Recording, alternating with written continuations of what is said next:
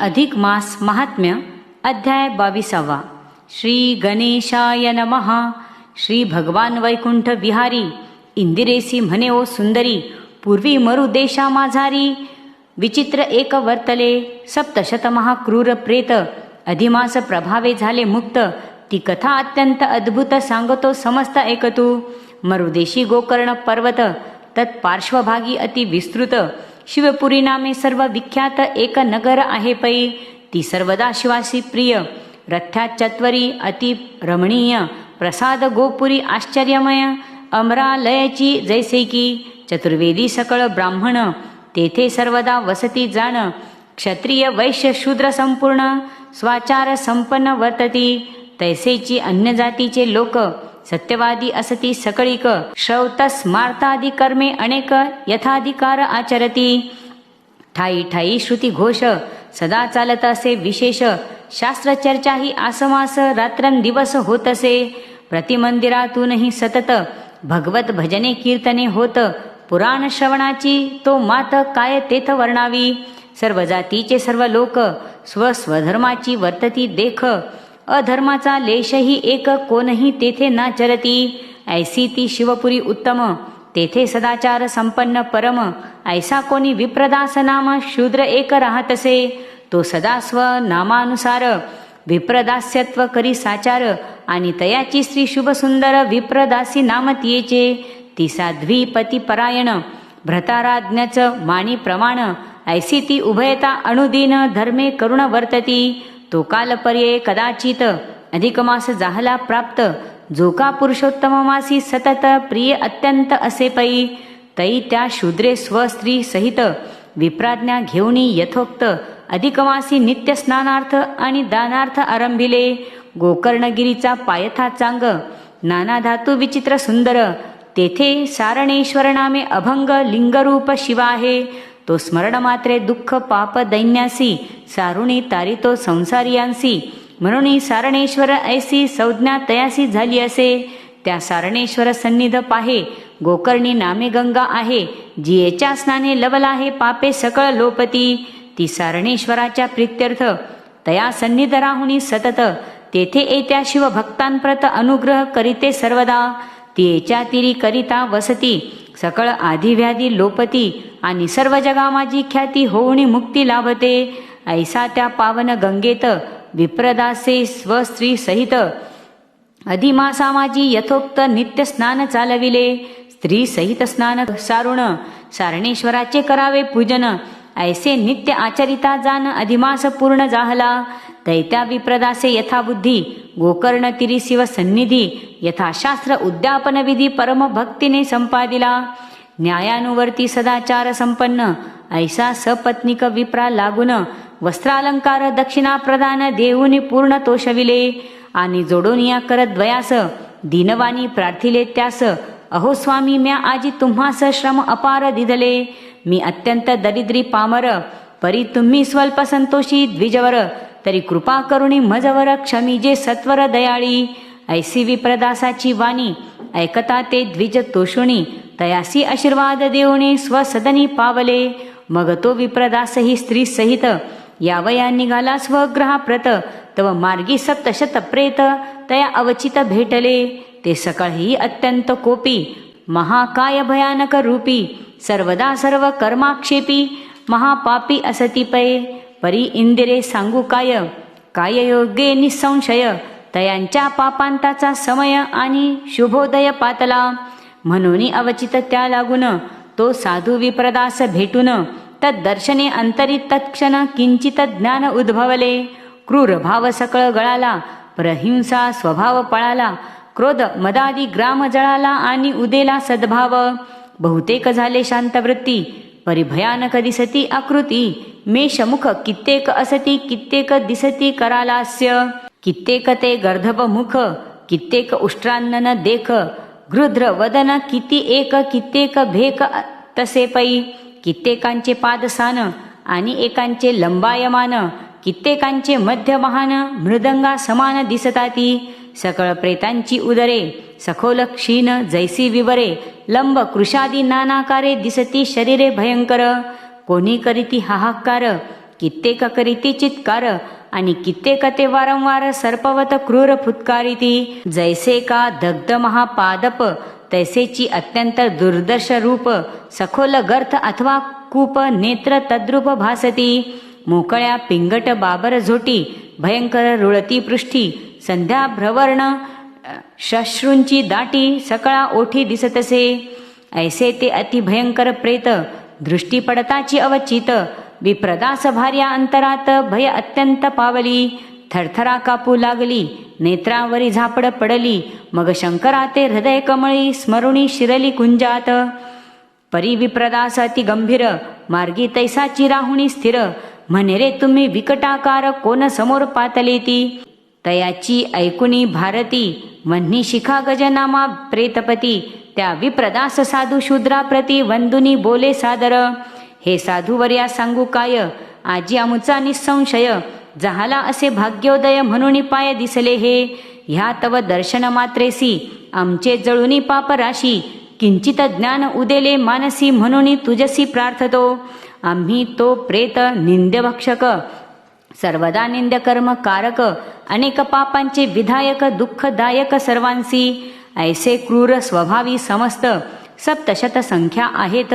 क्षुधा तृषेने पीडित सतत मरुमंडळात भ्रमतसो. कर्मपाशे सुबुद्ध होऊन सदा दुःखची भोगितो पूर्ण. परी आजी हे देखता चरण किंचित समाधान वाटले. साधू जनते दीनवत्सल आम्ही पापी दीन केवळ. तरी कृपा करुणी पापे समूळ निरसुनी आम्हा सोडवी. तुझ वाचुनी आम्हा रक्षिता कोणी न दिसेगा भाग्यवंता. दुःखे भोगित फिरता फिरता फारची आता भागलो. तरी बा सत्वर कृपा करी ऐसी प्रेतांची ऐकुनी वैखरी. विप्रदासाच्या विशुद्ध अंतरी कृपा लहरी उचंबळल्या. मग ते प्रेत मुक्तीविषयी ऐसा उपाय योजिला पाही. स्वये अधिक मासा ठाई नित्य स्नान केले होते जे. त्यातून स्नान सप्तकाचे फळ सर्व प्रेतांसी दिदले सोज्वळ.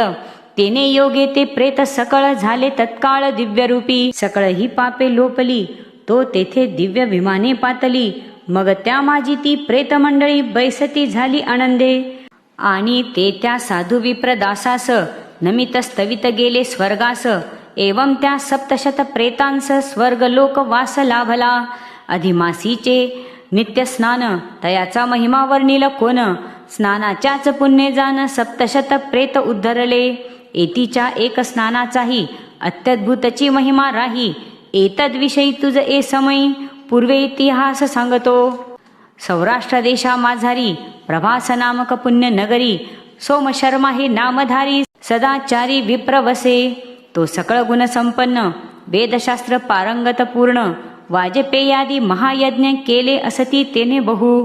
अनेक विध उत्तम दाने दिदली असती द्विजा कारणे. वापी कुपादी पुरते तयाने ग्रामोग्रामी बांधिली. कार्तिक स्नाने माघ स्नाने प्रतिवर्षी सारेली विधीने. अधिक मासही बहुप्रीतीने स्नानादी व्रती पाळिले. तीर्थयात्रा आटोपिल्या बहुत व्रतेही केली असंख्यात. ऐसा तो सद्धर्मे वर्ते सतत तो एक अद्भुत प्रवर्तले. कोणे एके दिवशी प्रभाती तो सोमशर्मा विप्र सुमती सरस्वती सिंधू संगमा प्रती स्नानार्थ त्वरित चालला. तो मार्गा माझी तयास अवचित भेटला एक राक्षस. जयाच्या पाहुणी स्वरूपास देवही त्रास पावती. पर्वताकार देह मोठा पिंगटवर्ण ऊर्ध्व जटा. अत्यंत वक्र भ्रुकुटी विकटा कपाळी पट्टा शेंदुराचा. अति पसरट मुख थोर कराल जिव्हा लोंबे बाहेर. उभय ओठ अत्यंत घोर दाडा वक्र नांगर जैसे.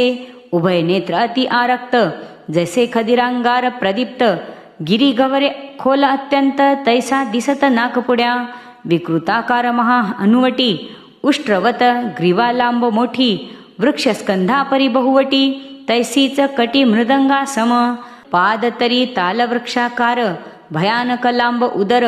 रात्रंदिवस क्षुधातुर दंत करकर वाजवी. सर्वत्र निर्भय शूर अत्यंत हाहाकारे ओरडत. सकळ जीवांचा करी घात नरा सतत भक्षिपाई. ऐशा त्या राक्षसाते पाहुणी सोमशर्मा दचकला मनी. परी नृसिंहाते स्मरुणी तत्क्षणी नावेक उभा राहिलासे. तव तो राक्षस ओरडत विप्रासी धरू धावला त्वरित. परी स्वसामर्थ्य न चले तेथ म्हणून विस्मित जाहला.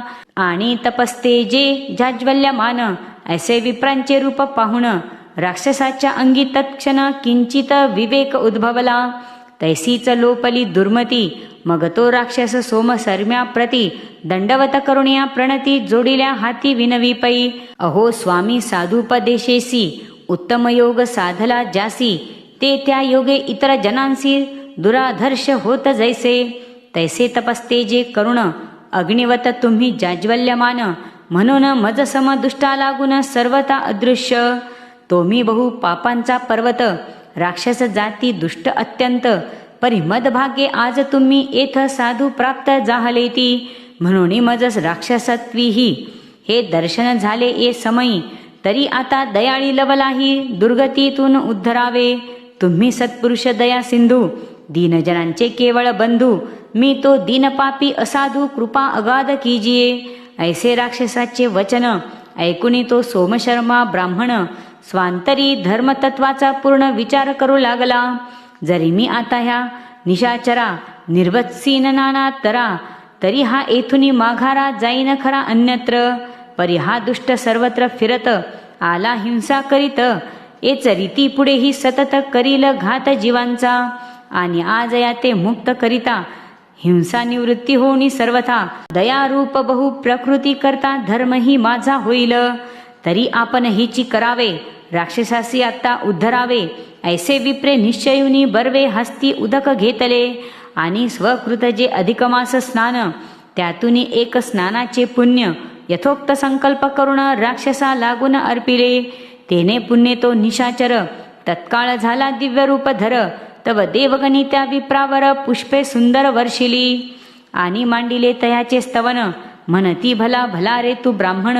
तुवा राक्षसा ते उद्धरून जीव संपूर्ण वाचविले. सर्वावर तुवा उपकार केला. तू धन्य धन्य धन्य भला. पुन्हा पुन्हा इत्यादी बोला बोलूनी स्तविला तो विप्र. मग अतिसुंदर जे विमान नवरत्न खचित महान सुवर्ण किंकणी युक्त असून प्रकाशमान सूर्यापरी. ज्या माझी सर्व भोग असती किन्नर गंधर्वगण गाती. अप्सरागण नृत्य करीती पक्षी बोलती अति मधुर.